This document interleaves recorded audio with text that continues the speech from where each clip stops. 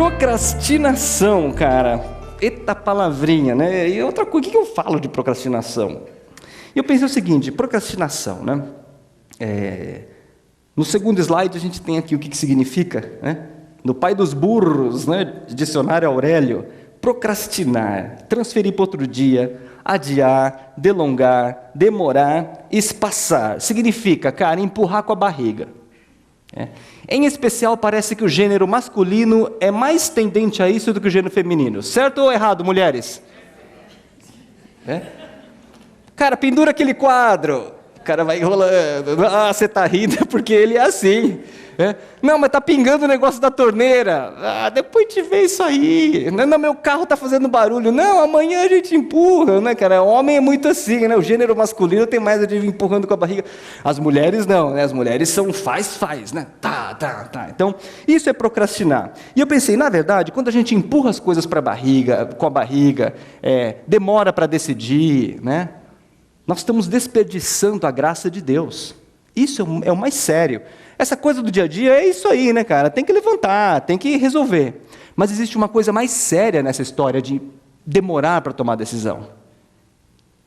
Que é quando nós demoramos para tomar decisões importantes, tiramos da frente, deixamos de fazer algo, nós estamos desperdiçando a graça de Deus. Isso é mais sério, não? Isso é muito mais sério. E trabalhar com quem procrastina também, lembrando aqui no dia a dia, eu já tive chefe que procrastina a coisa. Cara, não dá, né? Você precisa fazer a coisa andar e o cara não decide. Né? Eu não sei se acontecia nas empresas, eu trabalhei em 8 empresas. Né? Nas 8 que eu trabalhei, tive um monte de chefe. Tinha uns que, cara, o cara fica demorando para decidir, empurrando com a barriga, a coisa não anda. Mas quando a gente traz para a nossa vida com Deus, quando a gente empurra para frente com a barriga, demora para decidir algumas coisas, nós estamos desperdiçando a graça de Deus. E aqui eu queria falar isso de um outro jeito, né? Eu não gosto muito dessas coisas, tem um estilo, né? 7 passos para você encontrar um marido ou uma mulher, 8 passos para você ser feliz, em 15, eu não gosto muito disso, assim, eu acho meio fragmentado, cartesiano demais, mas eu não encontrei outro jeito, dessa vez eu vou ceder a estas metodologias de 7 passos para ser feliz, e queria falar com vocês aqui, né? 7 decisões que você nunca deve deixar para amanhã. Não é o melhor jeito que eu gosto de apresentar as coisas, mas não achei um outro jeito. Né? 7 decisões que você nunca, e a palavra aqui nunca significa nunca, você deve deixar para amanhã. Tem que resolver hoje. E é interessante que tem uma percepção das pessoas a respeito de como Deus atua na história e como Deus atua na sua vida, que Deus parece aquele cara lento, né? Ainda usam um versículo da Bíblia em Hebreus que para Deus um dia é como se fosse 1000 anos. Falei, cara, é distorcido. Na minha vida, pelo menos, Deus é muito rápido. Eu pensei que eu ia ficar 1 ano sem trabalhar, o cara em 1 mês e meio, ó, vai lá. Né? As coisas não são assim sempre. Não necessariamente Deus é tão demorado como a gente acha. Em alguns momentos, Deus vai demorar mais. Mas em outros, Deus é extremamente assertivo, extremamente rápido. E quando você analisa a vida de Jesus Cristo, não tinha nada de demorado ali. Quando Jesus estava montando a equipe dele, os 12 discípulos, e o que ele falava para a galera? Ele olhava para o cara e falava o quê? Vem e segue-me. Jesus olhava para o cara, você aqui, vem, segue-me. Você, vem, segue-me. O cara tinha que dar uma resposta na hora, não dava para procrastinar. Não dava, não, Jesus, dá para amanhã, eu penso. Você volta aqui amanhã, Jesus, eu vou ver se eu quero te seguir ou não. Não era assim. A coisa era frente a frente. Pau! Muito bom. E eu pensei e falei, o que tem na Bíblia? O que tem na vida cristã aí, no nosso relacionamento, no dia a dia com as pessoas e com Deus, que tem um senso de imediatismo? E a Bíblia também tem um senso de imediatismo. Ela não é só o senso de imediatismo. Mas existem algumas verdades bíblicas e que elas devem ser aplicadas de imediato, nunca deve deixar para amanhã. E eu quero falar dessas 7 aqui com vocês. A primeira delas, perdoar e pedir perdão ao próximo. Abrindo em Mateus capítulo 5, versículos 23 e 24. A gente vai dar uma pulada na Bíblia hoje, assim. Então você fica mais ou menos preparado aí, no seu smartphone ou na sua Bíblia, para você ir pulando. Ou se você não der tempo de virar, você vai anotando aí, depois você lê. Mateus capítulo 5, versículo 23, e 24. É um trecho famosíssimo que diz o seguinte: portanto, se você estiver apresentando sua oferta diante do altar, ou seja, se você está indo no culto domingo, e ali se lembrar que o seu irmão tem algo contra você, não vá para a igreja domingo. Vá primeiro reconciliar-se com seu irmão, e depois volte e venha ao culto no domingo. Você veio hoje com alguma coisa, com algum atrito, com alguma coisa que você falou, ou você fez, e que você precisa se reconciliar com essa pessoa? Olha o que Jesus Cristo disse: se você tem algo com alguma pessoa, se desgastou, falou que não devia, né, deu alguma coisa, você deveria não vir à igreja hoje, ir lá se reconciliar primeiro, antes de vir aqui. Se você, esse é um senso, esse é a primeira decisão que você não deve procrastinar, que você não deve empurrar para frente. Perdoar e pedir perdão a outra pessoa. Difícil. Quem acha que perdoar e pedir perdão é fácil, levanta a sua mão. Suponho que não precisa fazer a pergunta oposta então, né? Perdoar e pedir perdão é muito difícil. Muito difícil. Mas Cristo puxa a barra lá em cima. Os padrões que Cristo coloca de vida cristã estão lá em cima. E ele vai para um extremo. Se você tem algo a consertar com alguém, não venha na igreja. De novo, aí sempre tem aquele mala, né? Então eu não vou na igreja. Cara, a questão aqui não é não ir na igreja. A questão é que Deus não vai se agradar tanto do que você acabou de cantar aqui, se você tiver com essas questões não resolvidas com outra pessoa. Isso não pode passar de um dia. Não pode. Não deveria. Como casal, com seus filhos, no seu trabalho, mesmo na igreja. Muitas das divisões que aconteceram agora no mundo da igreja aconteceram porque os líderes não pediram perdão para o outro. E não foram pedir perdão e não perdoaram. Isso em todas as denominações cristãs, eu posso dizer, as outras eu não conheço. Movimentos missionários se separaram porque os seus líderes não foram capazes de pedir perdão e não foram capazes de perdoar. Casais se separam, famílias se separam, porque os casais não foram capazes de pedir perdão e de perdoar. Filhos que nunca mais falam com seus pais, e pais que não falam nunca mais com seus filhos. Eu soube de uma situação agora, de uma família que é relativamente bacana. O filho, ele não fala, o filho mora em outro país, o pai também não querem saber um do outro. Porque não foram capazes de pedir perdão, e não foram capazes de perdoar. E esse é o tipo da coisa que, se você passar um dia, você não faz mais. Amanhã eu peço perdão, amanhã você não vai pedir mais. Amanhã eu perdoo, amanhã você não perdoa mais.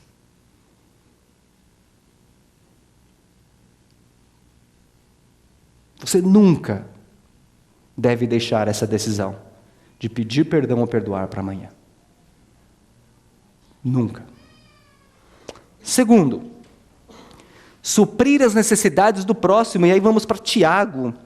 Gosto muito do livro de Tiago. Já me falaram uma vez, não pode gostar mais de um livro da Bíblia do que outro. Eu gosto do livro de Tiago.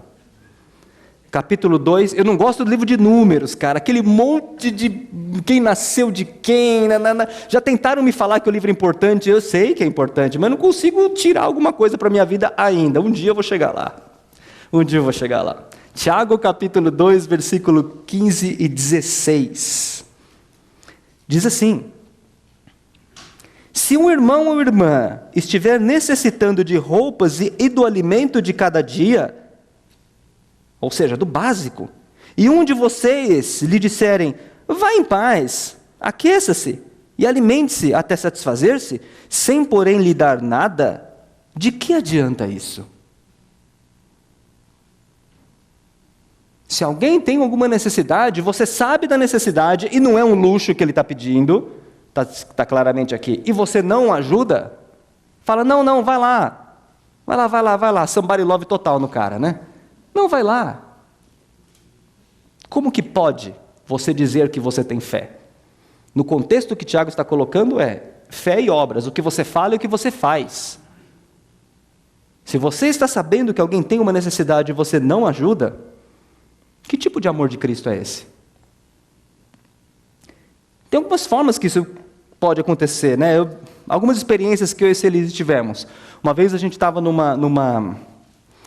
a gente participava de uma organização missionária e teve uma necessidade muito grande de recursos em determinado lugar, né? A gente sentiu no coração que deveria colocar tudo que a gente tinha guardado. Obrigado, querido. A gente entendeu que deveríamos colocar tudo que nós tínhamos guardado e ajudar essa organização. E assim foi. E não resolveu o problema da organização. A organização continuou com um problema, né? Mas a gente sentiu que era o momento de fazer isso. Mas você pode ajudar não só com coisas materiais, mas também com o seu tempo. Você pode abençoar as pessoas. Quando você abençoa as pessoas, você não está desperdiçando a graça de Deus. Essa semana aconteceu algo num aspecto, um exemplo meio pequeno, mas era aniversário tem uma moça, uma senhora que vai em casa uma vez por semana, né, fazer aquele trabalho pesado, né, de limpeza. E Celise falou assim, vai lá numa loja e compra alguma coisa para ela. Né? Eu tentei procrastinar, mas não dava mais, porque ela vinha no dia seguinte, ela só veio uma vez por semana, não é? Eu tentei empurrar para o lado. Não, vai lá. Falei, tá bom. Né? Falei, olha, vamos comprar. Falei, puxa, ela trabalha em casa, trabalha com coisas pesadas, então a mão deve ficar muito ruim, eu vou comprar um creme. Né? Imagina eu comprando um creme, velho. Tudo bem. Aí na hora de comprar o creme, eu falei, olha, tá ok, tem esse aqui, tem esse aqui. Aí me veio assim, mas por que eu não posso abençoá-lo um pouco mais?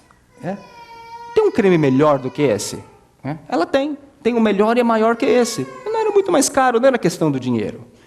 Falei, então tá bom, eu vou levar esse. Ela nunca vai saber o preço, nunca vai saber o que foi, mas é a nossa atitude no dia a dia. Segundo, tempo, não só dinheiro, mas tempo. Você pode ajudar as pessoas que te pedem tempo. Pessoas que pedem a tua agenda. E tem gente que pede a tua agenda e não vai te dar nada em troca. Dou um exemplo a vocês. Eu precisava uma vez... Eu tinha um grupo de estudo bíblico, uma vez por mês, ensinava a Bíblia para eles, durante alguns anos. E um dia eu precisei de um conselho, e pedi esse conselho para 2 deles, que estavam comigo já há bastante tempo. Mandei uma mensagenzinha, precisava de um conselho seu. Liguei 3 vezes, não me retornaram até hoje. Estudando a Bíblia uma vez por mês comigo. Como que nós podemos ajudar as pessoas? Tem a questão material, mas também abrindo mão do nosso tempo. Talvez isso seja até mais difícil. Gente que quer conversar com você. Tem gente que vem para sugar a sua energia. Isso é muito ruim. Tem formas de você controlar isso. Mas aí o problema é dela. Você. Como que você pode abrir o seu tempo para as pessoas que precisam? Mas lá vem aquele cara, o cara quer falar comigo. Você pode abençoá-lo. Ele está precisando do seu tempo. Essa decisão você não deve deixar nunca, suprir as necessidades do próximo. Nunca você deveria deixar isso para amanhã. 3. Pedir perdão a Deus pelos próprios pecados. E aqui vamos abrir um salmo, que é o Salmo 32, versículo 1 a 5. Salmo 32, versículo 1 a 5. Que diz o seguinte, é até uma música muito antiga. Salmo 32, vamos começar a partir do versículo 3. Enquanto eu mantinha escondidos os meus pecados, o meu corpo definhava de tanto gemer, pois dia e noite a tua mão pesava sobre mim, minhas forças foram se esgotando, como em tempo de seca. Então reconheci diante de ti o meu pecado e não encobri as minhas culpas. Eu disse, confessarei as minhas transgressões ao Senhor, e tu perdoaste a culpa do meu pecado. Ponto. A terceira decisão que você nunca pode deixar para amanhã é pedir perdão pelos seus pecados. Quando você dá aquela escorregada, seja qual ela for. Você sabe muito bem, cada pessoa tem determinadas áreas onde geralmente você tem algumas fraquezas em termos de pecados. Você sabe quais são. Eu não sei quais são as suas, mas você sabe. Para alguns é falar mal dos outros. Vixe, mano. Conheço umas pessoas que sentou com ela, está falando mal dos outros. Vem na igreja, senta, glória a Deus, aleluia, mas fala mal de todo mundo. Por outro lado, tem gente muito legal, gente muito bacana. Outro dia a gente saiu aqui, foi todo mundo almoçar, no lugar depois teve alguma coisa na igreja que eu não me lembro aqui, que a gente foi, num lugar. Que gostoso, era um grupo tão legal, a gente falava, né? E não falamos mal de ninguém durante 3 horas, o que é raro. 3 horas você conversar e não falar mal de ninguém. Outros têm outros problemas de pensamento impuro, problemas de inveja, de orgulho. Toda vez que você se ver diante de um pecado, e você vai saber que não deixe para pedir perdão amanhã. Peça perdão na hora. E creia que Jesus Cristo perdoou o seu pecado. Nem que você tenha que entrar num banheiro uma hora, fecha a porta, senta ali, fala sozinho, fala, Jesus me perdoa. De novo eu caí nesse pecado, mas eu sei que o Senhor me perdoa. E a partir de agora eu não tenho mais nada. Acumular pecados. O salmista aqui diz, acumular pecados, ele pesa na sua vida, ele te desgasta. Ele deixa você velho, você envelhece. E aqui fica uma reflexão para aqueles que fazem tanta plástica, cuidam tanto da aparência. Não estou dizendo que não tenha que cuidar da aparência, mas você pode cuidar da sua aparência o quanto for. Isso não é pecado e não é errado. Mas se você carregar pecados não confessados dentro de você, isso vai ser apenas uma maquiagem.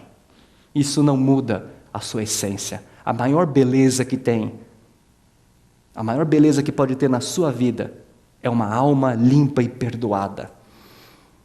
Não acumule pecados. Pecados desgastam a sua vida. Eles tornam você uma pessoa muito mais pesada. Você não é um envelhecer no sentido de idade, mas ele corrói você por dentro. O salmista diz isso, enquanto eu calei o meu pecado, enquanto eu não falei, não confessei. E aqui a situação que tem era a situação de Davi num pecado muito, muito pesado. Davi tinha cometido um pecado de adultério, o grande rei Davi. Até que apareceu um consultor ali chamado Natan, falou, bonitão, eu sei que você pecou. E aí Davi, então, no final de tudo, escreve algo assim, enquanto eu calei o meu pecado, não confessei, eu envelheci por dentro. Não acumule pecado. Se você tem algum pecado, peça perdão na hora, imediatamente, e creia que você foi perdoado. Não deixe isso para amanhã. Quarto, algo que se você ainda não fez, não deveria deixar para amanhã, é declarar que Jesus Cristo é o seu Senhor e o seu Salvador. Romanos capítulo 10, versículo 9, nos diz o seguinte. Romanos capítulo 10, versículo 9. Se você confessar com sua boca que Jesus Cristo é Senhor e crer em seu coração que Deus o ressuscitou dos mortos, será salvo. Se alguém aqui nesta sala, se alguém ali na internet, sabe que existe um tal de Jesus Cristo que pode te dar a vida eterna, sabe que existe um Jesus Cristo que pode perdoar todos os seus pecados e dar você uma nova vida, e você está empurrando essa decisão para frente, para tomar amanhã, eu quero dizer para você, louco, esta noite pedirão a sua alma. Você pode hoje sumir desse planeta e não ter tomado a decisão mais importante da sua vida. Blaise Pascal, no seu livro, tem até traduzido Pensamentos de Blaise Pascal. Blaise Pascal foi um físico, cristão, filósofo. Ele diz o seguinte, se é que existe a vida eterna e a possibilidade de vivermos eternamente, se é que isso existe, nós deveríamos investigar no mais profundo das nossas vidas, o que seria isso? Porque afinal de contas, se existe vida eterna, eu estou aqui de passagem. Quero dizer a vocês, existe vida eterna. Jesus Cristo nos prometeu. Ele é o único que pode nos dar a vida eterna. Se você ouviu isso centenas de vezes e até hoje você não decidiu, você está procrastinando essa decisão, hoje é o dia de tomá-la, sim ou não. Ou você vira e fala, eu não quero saber de Jesus, porque isso é uma balela, creio no Jesus Cristo histórico, mas ele não era Deus na terra, eu não sou pecador, eu não preciso de Deus na minha vida, muito menos de Jesus, ok, você tomou uma decisão. E eu gostaria de andar do seu lado, porque eu te admiro, você tomou uma decisão. O que não dá é para continuar nesse lenga-lenga, não é, mas não é, não é Jesus, mas não é, isso que não dá. Esta decisão você não deveria deixar para amanhã. Decida por Cristo sim ou não. Ficar nesse meio termo Isso daqui não vai levar você a lugar nenhum. Prefiro estar com ateus convictos e que de fato estudaram profundamente por que deveriam crer que Cristo é o Filho de Deus e decidiram por não crer, conscientemente, com uma linha racional, ok. Talvez eu prefira estar do lado deles, do que estar do lado daqueles caras que ficam nesse lenga-lenga. Vai, não vai, leva Deus a sério ou não leva, fica nesse meio termo. Essa decisão você não deveria deixar para amanhã. Jesus Cristo é o Senhor e Salvador, e só Ele pode nos dar a vida eterna. Quinto, nós não deveríamos esperar para falar de Jesus Cristo para o máximo de pessoas que nós conseguirmos. E aqui eu queria que você anotasse, não vamos ler agora, João capítulo 4, o encontro de Jesus com uma mulher, a mulher samaritana. Importante. Importante, não era neste contexto, o que eu vou falar para vocês agora é algo mais moderno, mas nós estamos falando também do aspecto de inclusão. O Deus que é inclusivo. Homem não falava com mulher na época. E muito menos um judeu falava com um samaritano. Samaritano é que nem argentino. Você não chega perto de argentino. Vou falar com argentino, cara, você está maluco. Com argentino. Era mais ou menos isso. Era mais ou menos assim. Judeu não falava com samaritano. Homem não falava com mulher. E Jesus Cristo foi falar com esta mulher. E quando ela viu que ele era realmente o Filho de Deus, o que ela fez? Ela imediatamente não deixou para amanhã. Ela saiu correndo, voltou na cidade e falou assim: gente, aquele cara que estava todo mundo falando que vinha, ele chegou. O cara está lá, tomando água, ali na cachoeira, na fonte, sei lá onde o cara estava tomando água, que tinha água na época. Hoje em dia, se Jesus viesse a São Paulo, não sei, né? Então, o cara está lá, o cara veio, o cara chegou. Na hora, ela imediatamente foi anunciar aquele Jesus. A grande verdade, vocês sabem do que eu estou falando, com o passar do tempo, depois que você toma a decisão de ser um discípulo ou uma discípula de Jesus, a coisa vai apagando, né? Eu pergunto a você, qual foi a última experiência que você teve de compartilhar a tua decisão de seguir Jesus Cristo como discípulo ou discípula nos últimos tempos? Qual foi a última vez que você sentou do lado de uma pessoa? E não estou falando, glória a Deus, se arrependa, pecador, vai para o inferno, não é isso. Mas qual foi a última vez em que você sentou com uma pessoa que não vai para a igreja nenhuma e que você compartilhou esse Jesus que você crê com ela? Qual foi o último dia que você fez isso? Quanto tempo faz?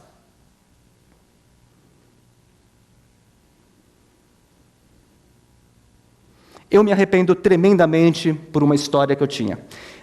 Faz 9 anos que eu não ando de carro de segunda a sexta, eu só levo meus filhos à escola e volto, mas eu tenho uma scooterzinha e tenho uma bicicleta. Por que eu decidi por não usar carro? Para ganhar tempo, né? Para ganhar tempo. Só pode ser para ganhar tempo, né? Ok. E assim foi. Eu tinha um professor de inglês. O nome dele era Jack. Não é Jack Daniels, embora ele gostasse do Jack Daniels. Para quem não sabe, Jack Daniels é uma bebida assim, proibida, né? Jack era um cara muito legal, meu professor de inglês. 2 vezes por semana a gente se encontrava, eu tinha que falava inglês bem, mas eu tinha que avançar um pouco em alguns níveis, e a conversa era maravilhosa. Jack e eu nos tornamos amigos. Falávamos sobre automóveis V8, falávamos sobre rock and roll, heavy metal, falávamos sobre vários assuntos. Um dia eu soube que o Jack ficou doente. E durante algum tempo, outros alunos também, que também eram da mesma empresa que eu trabalhava, olha, o Jack está doente, o Jack está no hospital, o Jack voltou para casa, eu sabia onde ele morava. E eu não fui visitar o Jack. E o Jack morreu. Do que adianta eu comprar uma moto para andar mais rápido na cidade, ganhar tempo, e não ter tempo para visitar o meu amigo que nunca mais eu vou ver?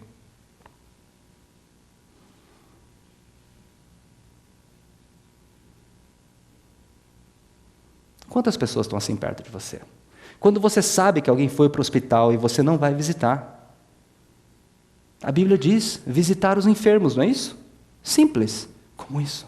Se eu não conseguir tempo na minha agenda para visitar o enfermo, eu tenho que questionar a minha fé. Que fé é essa que eu falo que eu vivo? Se eu não posso visitar uma pessoa que eu tenho possibilidade de ir até o hospital. No mínimo mandar um SMS, no mínimo ligar, mas alguma coisa deveria ser feita. Eu e Celise frequentávamos uma comunidade, era uma comunidade bem pequena, num bairro muito simples, em São Bernardo do Campo. A comunidade se reunia no domingo num lugar pequeno aqui, tinha uma parede. Da parede do lado de lá era a casa de um casal. E o senhor começou a ficar muito doente, muito doente.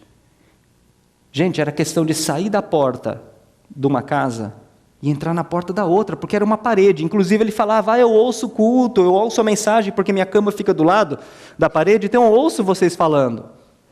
Era só sair de uma porta e entrar na outra. A gente ainda bem, a gente foi visitá-lo.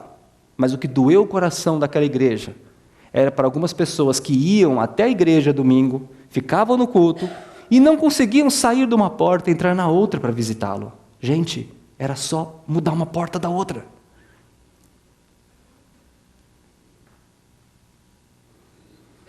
Vamos acelerar, nós não podemos perder a oportunidade de falar de Jesus, de orar, de compartilhar quem foi Cristo. Não deixe isso para amanhã. É hoje, é agora, é o rapaz da portaria ali embaixo, é o cara que está guardando o carro, é agora, é o porteiro do seu prédio. Não deixe para amanhã isso. Tem uma experiência muito legal que eu ouvi há pouco tempo de uma pessoa aqui da igreja. Ela estava fazendo hidroginástica.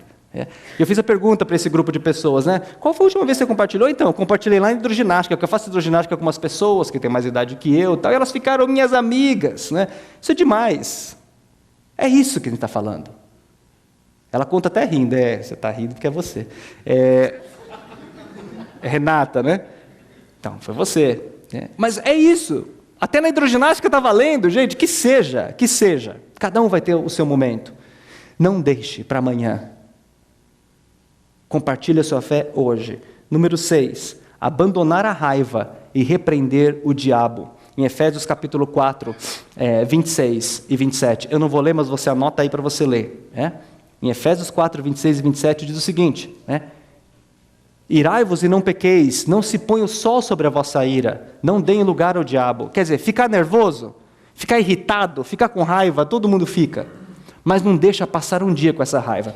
Eu tive o privilégio, semana retrasada, de passar algumas horas com um dos maiores especialistas, um cientista brasileiro, que é um dos maiores especialistas em água.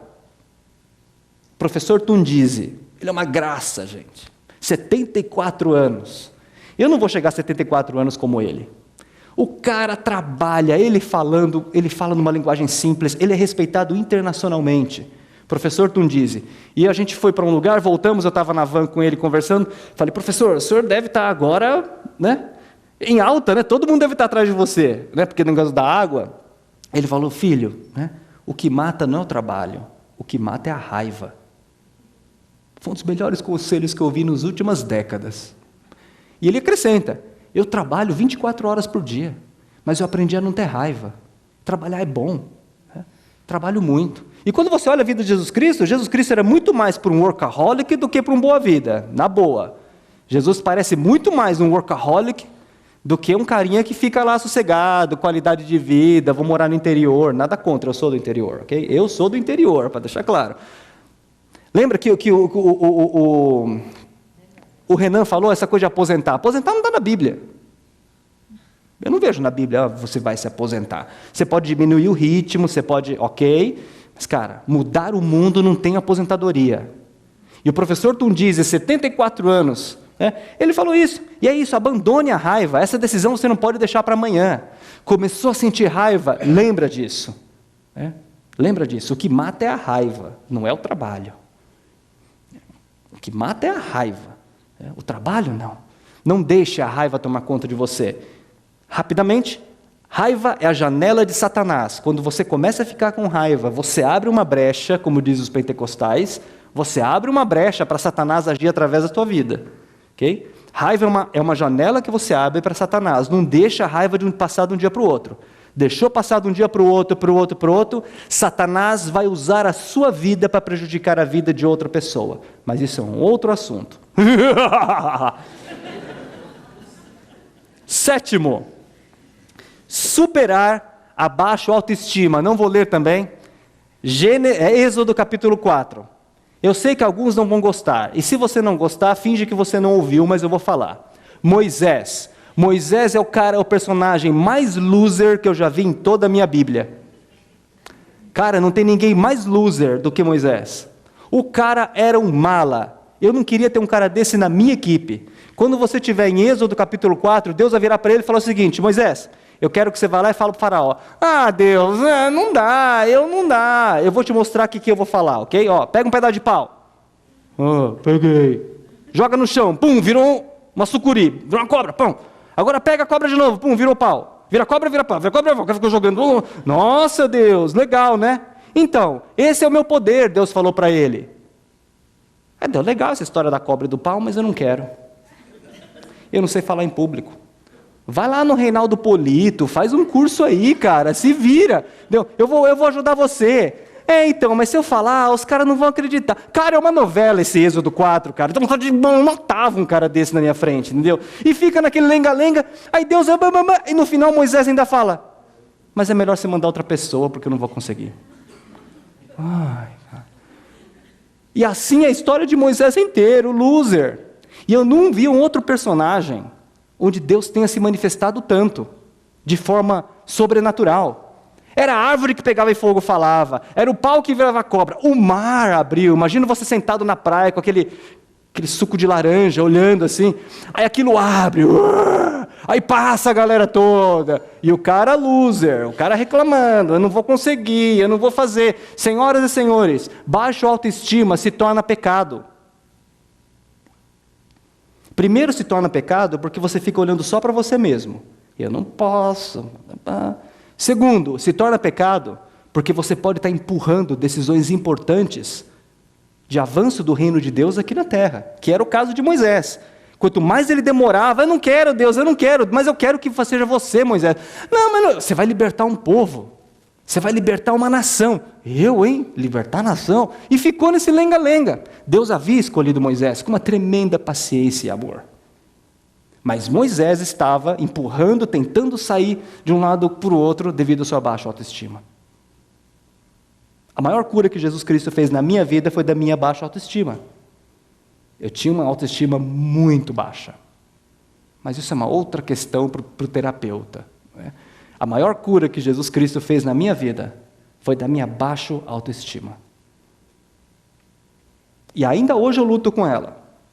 Se Elise fala para mim, lá vem a baixa autoestima de novo. Né? Então, lá, cara, você de novo com essa, não posso, não vou conseguir. Decisão que você nunca deve deixar para amanhã. Nunca. Supere a baixa autoestima. Nosso Deus é poderoso. Não seja como Moisés nessa vai e não vai. Deus está te falando para ir, vai e faz. Você tem no coração que é para fazer tal coisa? Vá! Deus vai abrir o mar vermelho. Se Deus abrir o mar vermelho, como é que Ele não vai abrir outros mares na nossa vida? Não confie em você. Confie no Deus que você decidiu seguir, que é Jesus Cristo, o único que pode nos dar a vida eterna. Amém?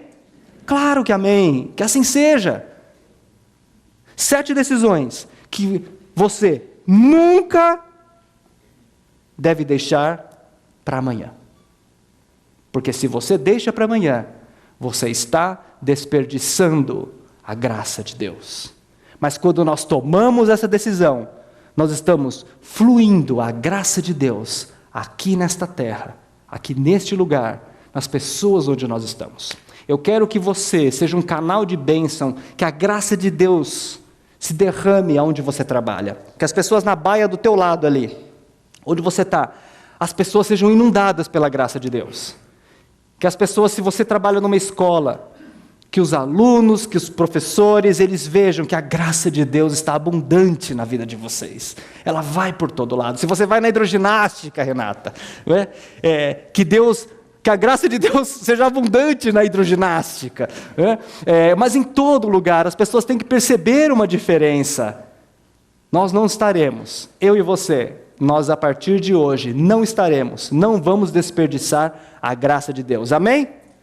Nós vamos ser canais de bênção. Vamos abençoar as pessoas. Vamos abençoar todos que estão ao nosso redor.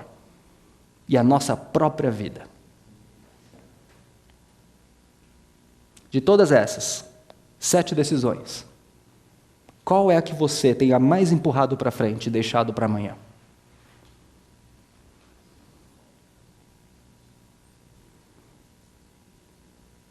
Escolha uma, a que você acha que está mais preocupante na tua vida. Se você não tem nenhuma, parabéns. Parabéns. Eu me encaixo acho que na 7 aqui. Escolha uma. Dá 7.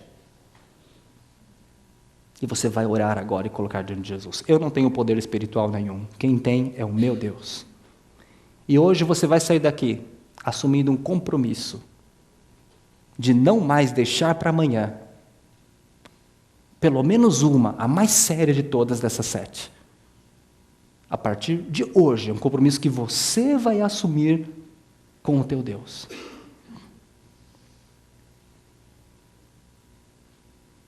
Vamos orar.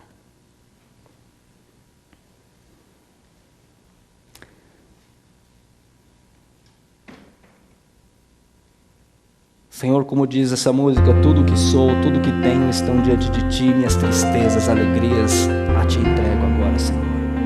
Eu ofereço a minha vida, uso o meu viver. Senhor, queremos ser canal de bênção.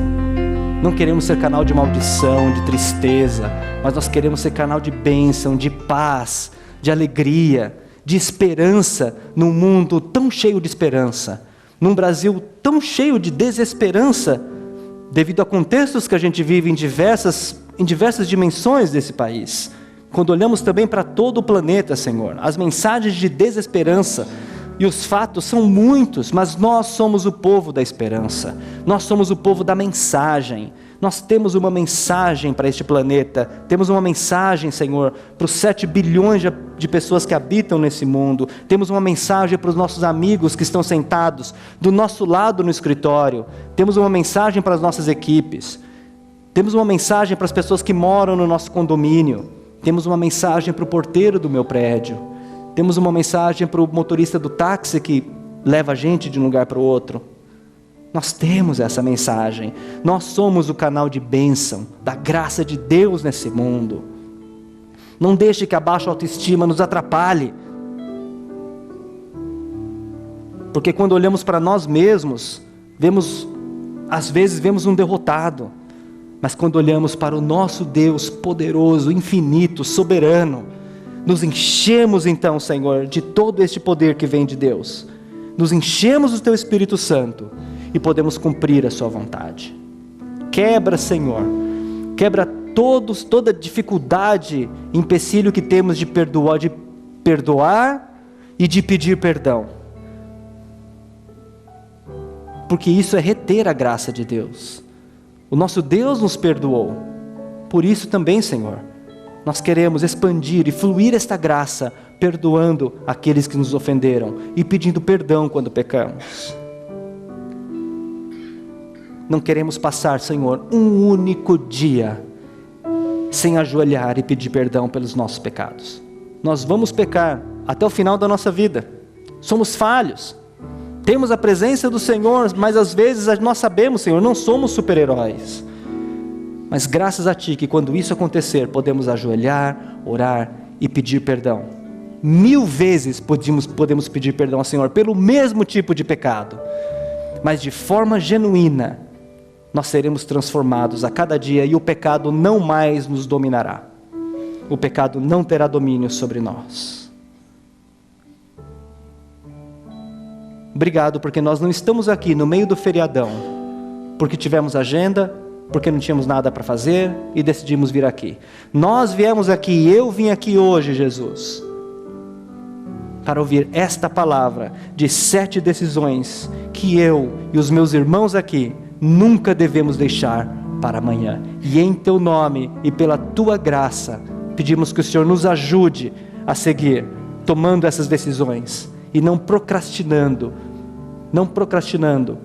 e desperdiçando a graça de Deus para as pessoas. Em teu nome que nós oramos. Amém. Deus abençoe, galera.